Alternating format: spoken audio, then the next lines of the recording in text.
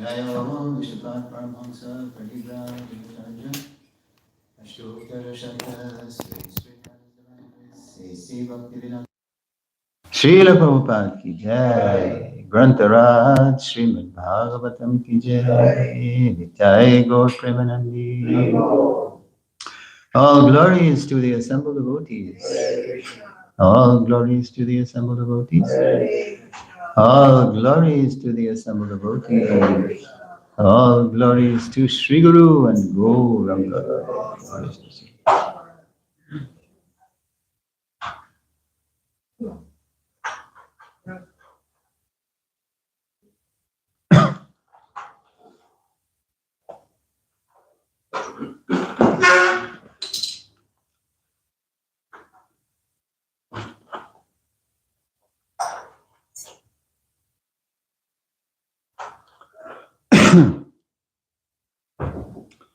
Om Namo Bhagavate Vasudevaya. Om Namo Bhagavate Vasudevaya. Om Namo Bhagavate Vasudevaya. Om Namo Bhagavate Vasudevaya. O my Lord, Sri Krishna, son of Vasudeva, the all-pervading personality of Godhead, now from our respectful obeisances unto you. Reading from the Srimad Bhagavatam, translation and commentary by Srila Prabhupada, Canto 4, Chapter 30. Today's text is 47. Tatra Vashishta Ye Vriksha Vitadu Hitaram Tada Ujjahraste Prachetobhya Upadishta Swayambhuva Tatra Vashishtaye Vriksha Vitadu Hitaram Tada Ujjahruste Prachetobhya Upadishta Swayambhuva Tatra Vashishtaye Vriksha Bhita Duhitaram Tada Ujjahruste Prachetobhya Upadishta Swayambhuva. Atra Vashishtaye Vriksha Vita Duhitaram Tada Ujjaruste Prachetobhya Upadishta Swayambhuva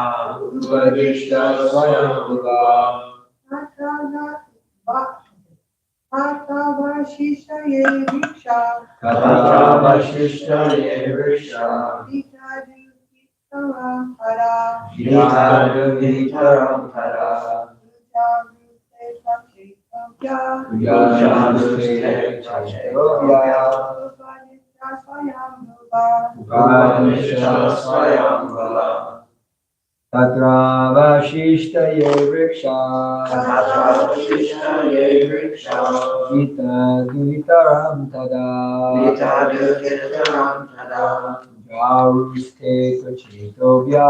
Ujjaruste Prachetobhya Upadishta Swayambhuva Tatra Vashishtaye Vriksha Vita Duhitaram Tada Ujjaruste Prachetobhya Upadishta Swayambhuva Vasishtaye vriksha. Tatra Vasishtaye Vriksha. Vita duvitaram dada. Vita Dukitaram Tada. Ushjahuste prachitovya. Buddharuste Prachetovya. Uparishta swayam bhuva. Upanishta Swayambhuva. Word for word. Tatra, Tatra there, there. avashishtaha, Avashishta. remaining, Remaining. ye, Ye. which, Which. vrikshaha, Vrikshaha. trees, Trees. bhitaha, Vita. being afraid, Being afraid. duhitaram, Dukitaram. their daughter, Their daughter. tada, Tada. at that time, At that time. ujdrahuhu, Ujjahu. delivered, Delivered. te, They. they, They. prachetobhyaha, Prachetovya. unto the Unto prachetas, the Prachetas. upadishtaha, Upanishta. being advised, Being advised. swayambhuva, Swayambhuva. by Lord Brahma. By Lord Brahma. Translation: the remaining trees, being very much afraid of the prachetas, immediately delivered their daughter at the advice of Lord Brahma. Please repeat. The remaining trees, The remaining trees, being very much afraid of the prachetas, being very much afraid of the Prachetas, immediately delivered their daughter immediately delivered their daughter at the advice of Lord Brahma. at the advice of Lord Brahma. Srila Prabhupada's purport, the daughter of the trees, is referred to in text 13 of this chapter. This daughter was born of Kandu and Pramlocha. The society girl, Pramlocha, after giving birth to the child, immediately left for the heavenly kingdom. While the child was crying, the king of the moon took compassion upon her and saved her by putting his finger into her mouth. This child was cared for by the trees, and when she grew up, by the order of Lord Brahma, she was delivered to the Prachetas as their wife. The name of the girl was Marisha, as the next verse will explain. It was the predominating deity of the trees that delivered the daughter. In this connection, Srila Jiva Goswami Prabhupada states, Vriksha taratishta tridevataha. Quote, the trees means the controlling deity of those trees. Unquote. In Vedic literatures, we find that there is a controlling deity of the water. Similarly, there is a controlling deity of the trees. The Prachetas were engaged in burning all the trees to ashes, and they considered the trees their enemies. To pacify the Prachetas, the predominating deity of the trees, under the advice of Lord Brahma, delivered the daughter Marisha. Srila Prabhupada ki. Om Ajnana Timarandasya Jnananjana Shalakaya Chakshurumiritam Jena Tasmai Shri Gurave Namaha. I was born in the darkest ignorance, and my spiritual master is kindly opening my eyes with the torch of knowledge. I offer my respectful obeisances unto him. So since we haven't heard about, quote, the daughter of the trees, since way back in text 13, Srila Prabhupada begins his purport by immediately referring to that text. He knows we've probably forgotten all. What does this mean, the daughter of the trees? So let's go there to remember her story, the daughter of the trees story, in relationship to the Prachetas. So we're going to do that. I remember actually I gave class on this verse, and then I found this verse. So I remember reading, the verse ahead, because they're connected, verse 12 and verse 47. So here's where the whole thing started unfolding with the daughter of the trees. So this is, let's see. Yeah. So this is the Lord, actually. Yeah. Talking to the Prachetas. O sons of King Parchati Barhisha, the heavenly society girl named Pramlocha kept the lotus-eyed daughter of Kandu in the care of the forest trees. Then she went back to the heavenly planet. Yeah, and then Prabhupada purport, he gets into why she even came, from Locha. Then she went back to the heavenly planet. This daughter was born by the coupling of the Apsara named Pramlocha with the sage Kandu. So then Prabhupada, he explains the whole thing. Purport. Whenever a great sage undergoes severe austerities for material power, the king of heaven, Indra, becomes very envious. When did he do that? Earlier in the canto? Yeah. All the demigods have responsible posts for the management of universal affairs and are very highly qualified with pious activities. Although they are ordinary living entities, they are able to attain responsible posts like Lord Brahma, Indra, Chandra, and Varun. These are all the devatas that Jiva Goswami was referring to. There's always a personality behind all these natural phenomena. As is the nature of this material world, the king of heaven, Indra, is very anxious if a great sage undergoes severe austerities. Going to become more powerful than me. The whole material world is filled with such envy that everyone becomes afraid of his neighbors. The Joneses, right? Keeping up with the Joneses. Yeah, I had a talk with my brother yesterday on the phone because on my birthday I was too busy, so he always calls me on my birthday, and then I call him on his birthday, which is Christmas Day, and we just do our yearly catch up. And he said one of our other brothers, Brian, and this among all the Hall brothers, Brian is the one that's always rolling in dough. He's got a lot of money. So for no other reason, he lives in a very posh neighborhood in the greater Atlanta area. And so Brian had a very nice house, but then he just tore it down because he realized that I think the person next door or somebody else in the neighborhood had a better house than him. So he tore down his perfectly nice house, and I said, "Why did you do that, Kenny?" He said, he got jealous of the other guy's house, so he built a big palace. He built a. These things are going on. Okay. Every businessman is afraid of his associates because this material world is the field of activities for all kinds of envious people. That's why we're here, because we're envious of Krishna ultimately, who have come here to compete with the opulence of the Supreme Personality of Godhead.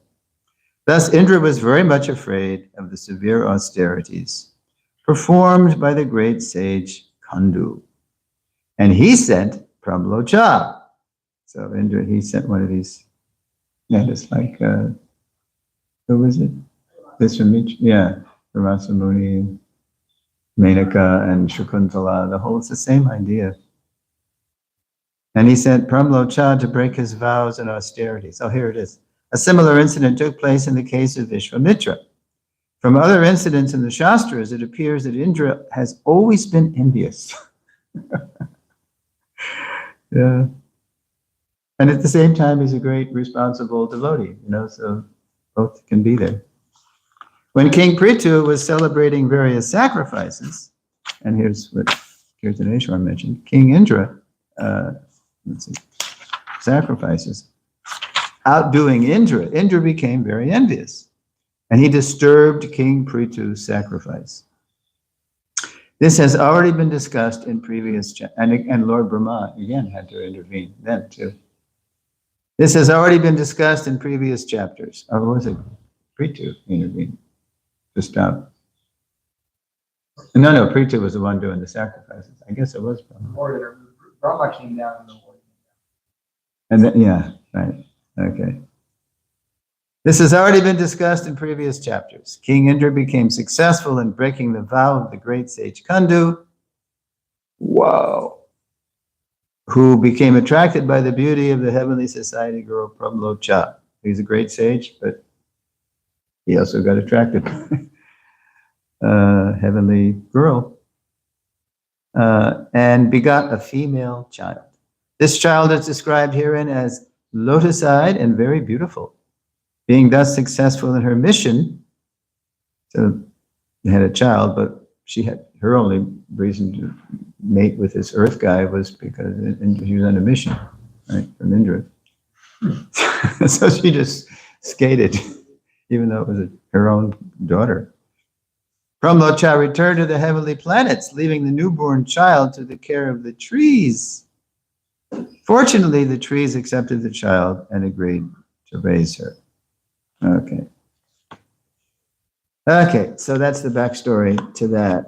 And so where we are later now in the chapter is that more recently in text 44, the Prachetas emerged from the sea to find the earth overgrown with trees. In text 45, they began emitting fire from their mouths to burn all the trees to ashes. Why do they do that? Why do they do that? Because they saw what? What do the Prachetas see? Why do they burn the trees to ashes? Because they were looking to crop areas. Yeah, they saw that, because this all happened by this time. Barhishat, he had been convinced by Narada to leave finally, and so there was nobody in charge. It was on autopilot, automatic pilot, and so the trees just, and there was no place to, agricultural land. So they got so mad, just like Prithu got mad at the earth when she wasn't producing. So they got mad that the trees were blocking production. So then, my writing here. From their mouths to burn all the trees to ashes. Yeah, then Brahma intervened to pacify the Prachetas with logic. That was Kirtaneshwar's verse. Then in today's verse 47, the remaining trees, headed by the predominating deity, delivers, so there's a predominating deity of the trees, delivers their daughter to the Prachetas just according to the Lord's plan. Okay, so now that we're all caught up, I just, I was reflecting on all this, so I want to step back now and look at maybe a bigger picture here and see how the Lord is working his will through devotees who may not understand his plan, but they trust him. For example, through Narada Muni, King Barhishat finally left his home, even before his sons, the Prachetas, returned to manage the kingdom. But then this led to a neglected earth kingdom overrun by trees, which the Prachetas saw as a disaster. So you can imagine Barhishat, he finally was convinced, but he knew. I mean, he's a king, and he had originally sent his sons off to perform tapas because he wanted his sons to be fit to rule. So he knew how important that was. So there was this tension here between his conviction finally that he had to get out. And he knew it was going to be neglected and all hell was going to break. But he just did it. That overruled his sense of responsibility toward the kingdom. So the Prachetas saw what the trees had done as a disaster. But here's the thing. We Jiva souls, our vision is always limited. Always limited. Even where we're, someone like Barhishat, or the prachetas. While Krishna's vision is unlimited.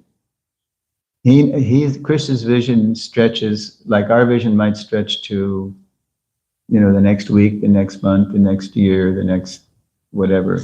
But Krishna's vision, he's got a plan and he has a vision that stretches it to eternity. So we're not, privy to that, or we don't see that. So when we don't understand why calamities happen, it's useful to recall. So I thought of this. Who can think from the first canto of a calamity that a great soul, who's a Mahajan, there's a clue, had to convince other great devotees, but they didn't know why this calamity happened. What am I getting at? Yes, instructions by Bhishma Dev.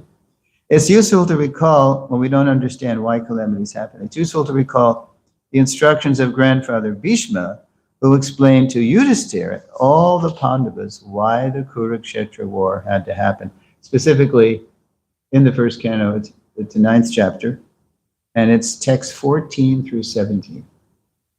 So we're going to look at that now. That's why I brought the first canto.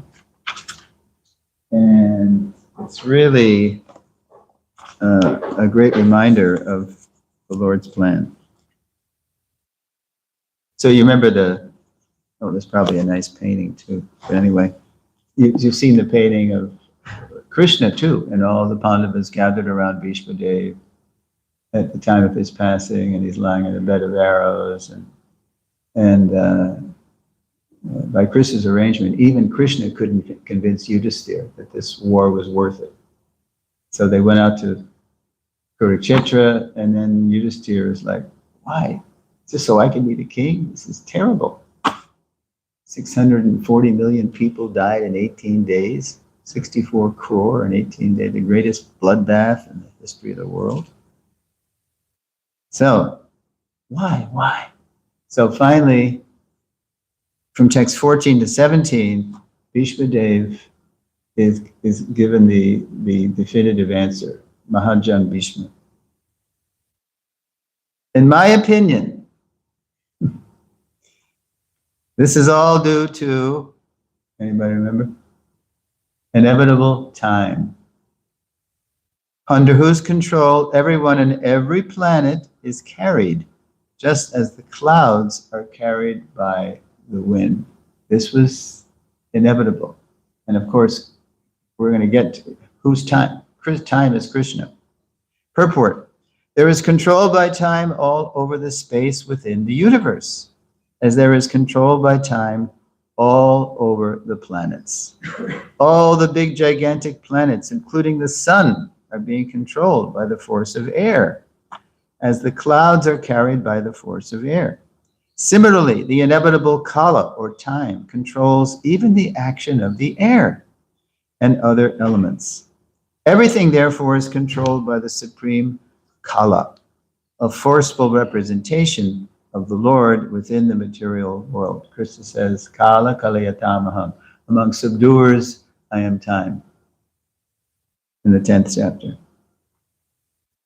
Everyone has to bear the actions and reactions of time as long as one is within the conditions of the material world.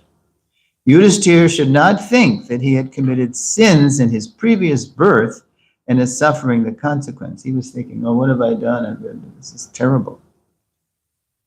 But a pious man is faithful to the Lord, for he is guided by the bona fide Brahman and Vaishnava, following the religious principles. These three guiding principles should be the aim of life. One should not be disturbed by the tricks of eternal time. That's what we see, the whims of fate, right? The tricks of fate. Even the great controller of the universe, Brahmaji, is also under the control of that time. Therefore, one should not grudge being thus controlled by time, despite being a true follower of religious principles. So we're all controlled by time, even if we're aspiring devotees, even Brahma, even is a time when he has to die. Okay, text 15. Bhishma goes on. Oh, how wonderful is the influence of inevitable time. It is irreversible. Otherwise, how can there be reverses in the presence of King Yudhisthira, the son of the demigod controlling religion, right? Yamaraj and Kunti begot Yudhisthira. Bhima, the great fighter with a club, the great bowman Arjuna with his mighty weapon Gandiva, and above all, the Lord, the direct well-wisher of the Pandavas. Yeah, so Krishna was their friend, but by his time energy, all this was destined. Purport, as far as the material or spiritual resources were required, there was no scarcity in the case of the Pandavas. Materially, they were well equipped because two great warriors, namely Bhima and Arjuna, were there. Spiritually, the king himself was the symbol of religion, and above all of them, the personality of Godhead, Lord Sri Krishna, was personally concerned with their affairs as the well-wisher. And yet, there were so many reverses on the side of the Pandavas. Despite the power of pious acts, the power of personalities, the power of expert management, and the power of weapons, under the direct supervision of Lord Krishna, the Pandavas suffered so many practical reverses, which can only be explained as due to the influence of Kala, inevitable time. Kala is identical with the Lord himself, and therefore the influence of Kala indicates the inexplicable, you can't explain it, it's inconceivable, wish of the Lord himself. There is nothing to be lamented when a matter is beyond the control of any human being. So don't lament Yudhisthira, or all of us. This is just Krishna's way. And then, there's two more. O King, no one can know the plan of the Lord, Sri Krishna. Even though great philosophers inquire exhaustively, they are bewildered. Purport. The bewilderment of Maharaj Yudhisthira over his past sinful acts and the resultant sufferings, etc., is completely negated by the great authority Bhishma, one of the 12 authorized persons. Bhishma wanted to impress upon Maharaj Yudhisthira that since time immemorial, no one, including such demigods as Shiva and Brahma, could ascertain the real plan of the Lord. And these are Mahajans themselves. But Krishna is beyond everyone. So what can we understand about it? It is useless also to inquire about it. Even the exhaustive philosophical inquiries of sages cannot ascertain the plan of the Lord.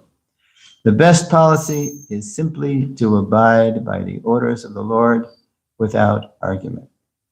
The sufferings of the Pandavas were never due to their past deeds.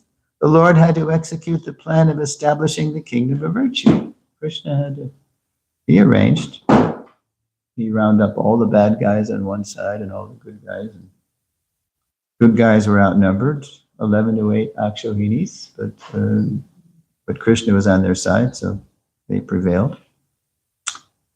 And therefore his own devotees suffered temporarily in order to establish the conquest of virtue. Bhishma Dev was certainly satisfied by seeing the triumph of virtue, even though he was on the bad guy's side. He was happy that the good guys won. And he was glad to see King Yudhisthira on the throne, although he himself fought against him. Even a great fighter like Bhishma could not win the battle of Kurukshetra because the Lord wanted to show that vice cannot conquer virtue, regardless of who tries to execute it. Of course, the only way the Pandavas could beat Bhishma Dev was Bhishma tried to tell them how to do it. You put Shikandi in front of Arjuna, in front of the chair. I will never shoot my arrows at Shikandi because he was previously a woman. It was Ambika, he was one of the people that Bhishma refused to marry. So she had a boon that she would be responsible for Bhishma's death. So so that's why Bhishma became like a pincushion full of arrows. Yeah. Even a great fighter like Bhishma could not win the battle of Kurukshetra because the Lord wanted to show that vice cannot conquer virtue, regardless of who tries to execute it.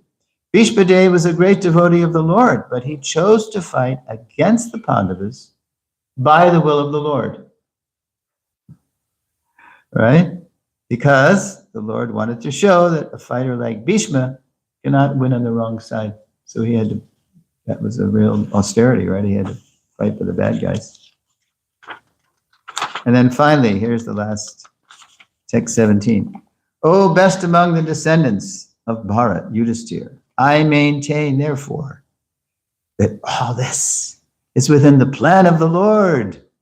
Accepting the inconceivable plan of the Lord, you must follow it. You got to be the king. You can't just renounce this. You must follow it. You are now the appointed administrative head. And, my Lord, you should now take care of those subjects who are now rendered helpless. Yeah. Just like the Prachetas, they had to go back and take care of the kingdom. Purport. The popular saying is that a housewife teaches the daughter-in-law by teaching the daughter. Similarly, the Lord teaches the world by teaching the devotee. The devotee does not have to learn anything new from the Lord, because the Lord teaches the sincere devotee always from within. Whenever, therefore, a show is made to teach the devotee, as in the case of the teachings of Bhagavad Gita, Arjuna's a great devotee, but Krishna put him under that spell so he could sing the Gita to Arjuna. It is for teaching the less intelligent men. A devotee's duty, therefore, is to ungrudgingly, here's the key word, ungrudgingly accept tribulations from the Lord as a benediction. There we go. As a benediction. The Pandavas were advised by Bhishma Dev to accept the responsibility of administration without hesitation. The poor subjects were without protection due to the battle of Kurukshetra, and they were awaiting the assumption of power by Maharaj Yudhisthira. A pure devotee of the Lord accepts tribulations as favors from the Lord. Okay, I got to remember that one, right? This is a great favor. Since the Lord is absolute, there is no mundane difference between the two, whether Krishna appears to be, giving us something really sweet or something really bitter. It's the same. It's all his blessing. Okay, so how are we doing? 8:35. Okay, we do have time. So, in light of what we just heard Bhishma Dev, and in light of today's verse, I have an exercise question for you. It's one of these questions.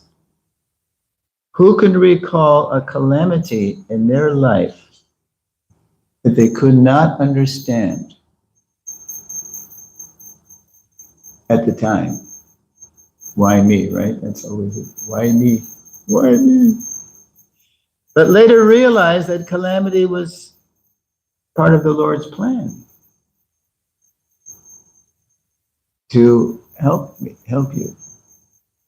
Just like we had that birthday party, and there were, I think it was both Kirtaneshwar and Lalita. They were saying, I've seen Uncle S. He's been through some heavy stuff. And I was thinking, And they're not talking about the hernia operation or the appendectomy. They're talking about what I went through with Mirabai, right? Yeah, that's what they're talking about. Yeah, which I thought was a curse, all of a sudden. Hey, his son called me up to say, no, he didn't call me up. He just sent me an email. And the day the email came both to me and Sundamini said, have you checked your email this morning? And I said, no. He said, well, what you do, you better sit down. And it was the email announcing that I had been formally accused of abuse by one Michelle Mastelsky. Anyway, so I thought it was a curse. What is this? What's going on here? But then, when I actually went through that year of restriction, it was one of the best years of my life. I had to eat humble pie. I had to pay a fine to the leadership, abuse office that goes into this big, to help people who have been abused. This is especially, I think it goes for kids who have been abused. So I was like, okay, that's good. And I couldn't even lead I couldn't lead a kirtan. Remember that? I couldn't sit here and give class. So, but it was very humbling. It was very good. And I had to write a formal letter of apology to Mirabai, said lady, and she very kindly accepted it. And then she said to me in her letter, I didn't even expect a letter from her, but she said in her letter, and I accept your apology, and I want you to know that anything that I experienced, hardship because of what happened between us, was nothing compared to the great, I forget how she put it, but the great gain I got from understanding Prabhupada and the Bhagavatam and the Bhagavatam and all this. It was great. She was like, wow, okay. This is like, I was already feeling it was a great year. But this was kind of like the icing. In other words, she was saying, this everything's cool, Thank you very much. I said, well, thank you. So we moved on. So in that light, does anybody else like to share? They couldn't understand at the moment, when something happened, why me? But then they understood later. Okay. Well, fire. Fire. Ooh. Fire was, at the time I thought, thanks a lot, Krishna. Like, what in the heck is going on here? It was just devastating. I mean, just to see, just every aspect of it. And, then later, lo and behold, we got great PR, great coverage. We got all new stuff. And the insurance kicked in, paid for when we were closed. Everyone took a long break. We fixed up the restaurant. We did renovations and, had another grand opening. So it was quite, definitely And do you quite a remember, success. Sandamani just about broke my heart. Do you remember what else happened during the renovations? Oh, the arch. Somebody, some delivery guy destroyed the arch. Was that Sean's arch? No, that was one of the original Dale things. Dale thing. So after that happened, it was too much for Sandamani. And she started crying during the morning announcements. What have I done? You remember that? I don't, but I do. I did. You remember that? I remember. It's I've ruined everything. I've ruined everything, And then I went to her after, and I started crying. I said, "You're breaking my heart. Don't ever think that." And here's another person who's going to cry. No. The arch was a total blessing. Total blessing. Yeah. It was ugly. Got taken down. We got new things rebuilt. We got Suresvara chakras. Yeah, that was even better. And the driver of the truck was actually Radhika's best friend's stepfather. Was that figure into the? No. That just was an That's incident. just detailed. But the main thing was the insurance company paid us boohoo bucks Oh yeah. for the damage done. Yes. We were able to use additional service, and it improved our tonnage, the chakras and the we had. pillars. Uh-huh. New gates, those old gates were like, Yeah. wheel on the bottom. Right. They go along. You're scraping in the asphalt. And now the new gates are like first class. And you have to take it back. Mm. Those flowers. It's so good. And we made a huge profit. Yeah, right. That's right. We got so much more money. Yeah. Because And to so re- we don't understand. To rebuild that thing now, which we never would have done, but Yeah. because it was 25 years old, it would have cost, you had to get a crane, do so many things. That's how we got all that money. So Krista knows his timing, and sometimes this is the fire of ordeal, literally, the fire of ordeal. We don't understand it, but then later on we get it, right? Okay, anybody else? All right, Divya. My whole life growing up in my family was hell. And I thought, wow, I mean, it was hell. I had like all these brothers, they were beating me up. My dad was, You were the only girl? I was only a girl. And then I never wanted to get married, have kids. I never wanted to have a career. I'd go to school and then I'd go to work, and then I go to school, and then I go to work. And then, anyway, then I got the holy name. And it cleared all the hatred that was just, why me? Why did that happen? And it just opened up my life. Mm. So I could not, and I never could and still don't relate to my family. They're all atheists and materialists, but we're in bliss. So happy ending. Yeah, and you didn't understand why me in the beginning, right? For your whole life it was like horrible, but then you got to, yeah. So then, okay, so now you really appreciate Yeah, your Right. life. right. I have. How did you contact the devotees?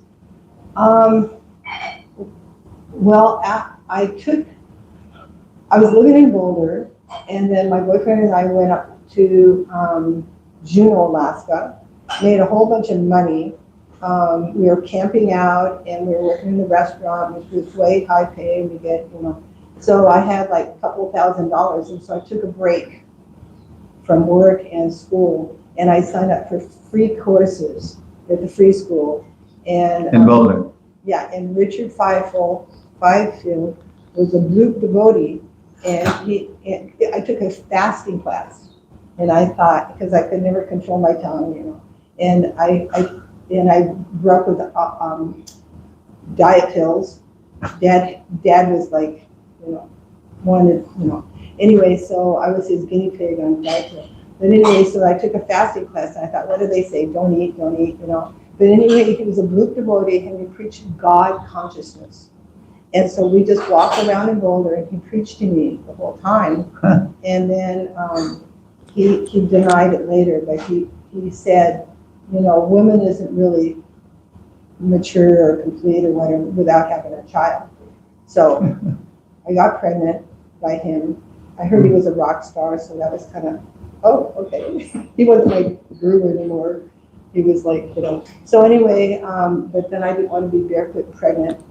And he took me to the temple, and it was just like, oh my God. Denver. Denver. Yeah, and it was like, oh my God. It's like every bite of his shot, and he kept saying, that's a sweet. And I was just enjoying everything, and the deities and classes and everything. Hmm. And then Subhananda, isn't that his name? Shubhananda. Jubananda? Yeah. What about, He yeah. used to preach to me. He was in Denver then? Yeah, he was in Mhm. Denver. Yeah, and he used to preach to me. And so anyway, my life changed. But he didn't marry. Oh, that's when you married Siddhanta? No, Siddhanta married me when I was 7 months pregnant. Wow. I know. He Anyway, must have really loved you. well, anyway, we're good Okay. friends now. All right, we have, well, you had, How but much is let's enough? give Kirtaneshwar a chance because, I have a question. oh, you have a question? All right, let's, before we go to questions, you have something?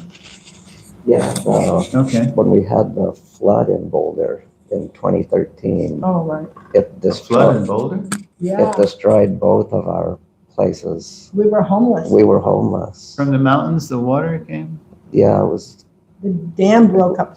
we had a year's worth of rain in less than 3 days, and the Oh. dam broke up, and North Boulder was severely flooded. It destroyed both of our condos. And then the insurance company wouldn't pay off, so we had to sue them. Wait, but you were with Divya then? Yeah, Oh, okay. yeah. No, my mom had a stroke and I had to go live in their house Oh, and take care of them. So But we were were separated. wiped, our personal possessions were 90% gone. oh, We couldn't live in the condos anymore. You went- I still had, I didn't even have a place to live, but the mortgage payments didn't stop. You know, the insurance company wouldn't pay off. We had to sue them. So it's just like, what is this? You know, it's like, it was severe hardship. Divya's parents couldn't take care of themselves anymore, so she had to go take care of them. The places had to be rebuilt, and I still had the business in Denver, so I had to keep working because none of the bills stopped, even though we didn't have anything left. So it was just a real material hardship. so but you had to go to take care of your parents. So that's when you became the heiress? That's when that happened? You were, The heiress. What is no, in that? other words, that's when you became, No, I took care of them for 2.5 years. yeah, Mm. right. And that's how long it took to rebuild Right. our places, was Oh. 2.5 years. But at the end of that 2.5 years, we sold out, and that's how we ended up here. Yeah, our That's- condo, my condo, we had 2 condos, paid for our 3-bedroom, 2.5 bath house Here, right over here. oh, Mhm. so Krishna had a plan Yeah. to get you here. Yeah, Okay. So in the end, it all worked out. But Yeah, we don't see, at the time, it it's was just like we're hell. there's it's only hell, water. it was in the house. hellish at the There time. was cement, it was cold. I mean, it was just, but then he lived with my son for a while. For 6 months, yeah. But yeah, I spent a winter up there without heat, Yeah. basically being homeless. It was, Hmm. All right, Kirtaneshwar has a question. Prabhu. I'll just share that. I didn't know about Krishna, but from when I was really young, I figured out that like everything always turns out all right. Bad, like positive. This positive thinking mentality I learned when I was like young. I realized like, whatever calamity happens, it'll always turn out for the good. I had that faith from the very beginning. So that was a God-based faith? Or just It was to a nature? degree. It was to a degree. I had just Your mom, how to teach you that? no. No. I mean, I learned that in church. It is But I just had this feeling, this sense that, I was reading all kinds of spiritual books, new age type books when I was like 12 years The old. I was like, universe is good. universe is helping me, yeah. My question is what's confusing is that these Prachetas, they do these austerities. I know you asked this, but I'm bringing it up again. They did these austerities for 10,000 years, and they come out and they're just raging at these trees. And it's like, sometimes we have weeds, and we kill the weeds, but we don't, rage at the weeds. The weeds don't become our enemy, and this is kind of this thing where it's like the Prachetas are experiencing a lot of anger, and it just seems a little over the top, like, okay, go to cut the trees down, but it's like they're our enemies, we got to kill them. We're gonna, like Lord Ma has to come down, and he's like, Yeah. they're gonna destroy the race. It's like if I find some weeds in my yard and I pull some weeds, doesn't mean I got to go kill every weed in existence on the world. Well, their spiritual father, Prabhupada, he indirectly addresses your question in a purport where just as Lord Shiva emits fire to destroy the universe, so the Prachetas, it's kind of like father, like son. Even though they were purified and they had darshan of the Lord, the undersea darshan, just like with Dhruva, he had seen God, but still he wanted to, destroy all the yakshas. Yeah, I mean, he did genocide, but I mean, his brother was killed, so I mean, like, it seems like it makes, the trees are just standing there, and they're like, all right. His brother was killed, but then he wanted for one yaksha, he wanted to destroy the whole race. So this is what happens. Yeah. So we have, don't think that we're ever, immune to this stuff. That's my answer. Well, if Drew can get over a genocide, I can get over my sinful things. Yeah, that's I right. think about that sometimes. Yeah. That's right. I think that's the lesson for all of us. Even a great soul like Dhruva, Tatena, what is it, Svamen Kritarto. I wanted a kingdom greater than my, Vattanapad, Swayambhu Manu. I don't want it anymore because I've seen you, Lord. But the Prachetas even saw the Lord. But still, they had this thing, because their thing was actually dharmic. I mean, it was over the top, but still they got so mad that the trees were, there was no place for agriculture. And Prithu had already shown earlier in the canto, and they're all descendant, that it's like Prithu got so mad at the earth. So, so he got mad at the trees. They got mad at the trees and started wiping out all the trees. Anyway, we'll see in the text coming up that this is also part of the plan of the Lord, because tomorrow we'll learn how by accepting the Lord's plan, the Prachetas accepted the tree's daughter as a wife to continue the redemption of Daksha. This is all tying in with Daksha, who had previously been so sinful that he had to accept the head of a goat. The great Prajapati, the populator of the universe. So it does all work out, but it's by Krishna's plan, the whole universe is under his direction. Okay. Seems they'd be upset with their father for just leaving, King Varna.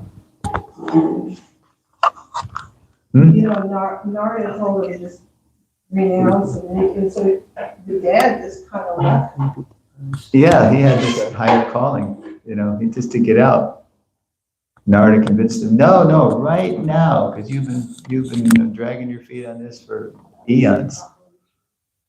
King Prachini Bari. Prachini Barhi. Okay, so to be continued, we're going to see more about